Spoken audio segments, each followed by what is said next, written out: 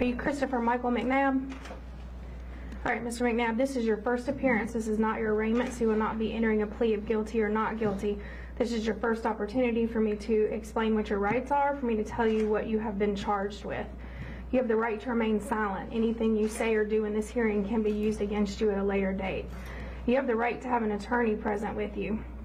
That can be an attorney that you hire or an attorney that is appointed to you by the court if you cannot afford an attorney. You have been charged in warrant 17 MGW 1955 through 1958 with the following felony offenses: aggravated battery, concealing the death of another, malice murder, and felony murder. Each of those is felony charges, as I indicated. You will have the right to a trial by jury in superior court, where the state will have to prove you guilty beyond a reasonable doubt.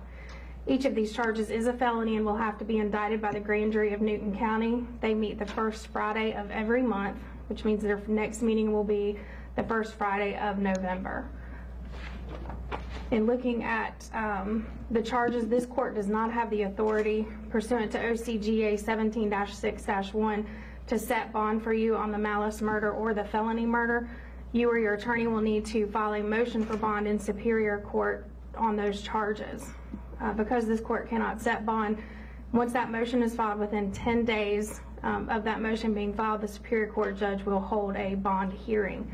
The court does have the authority to set bond on concealing the death of another or aggravated battery. However, utilizing my discretion based upon the other two charges and based upon your criminal history, I'm going to deny bond on those two charges as well at this time. Do you have any questions for the court, Mr. McNabb? Have you filled out an application for the public defender's office? Do you wish to fill out an application? All right, that'll be all. Thank you, Mr. McNabb.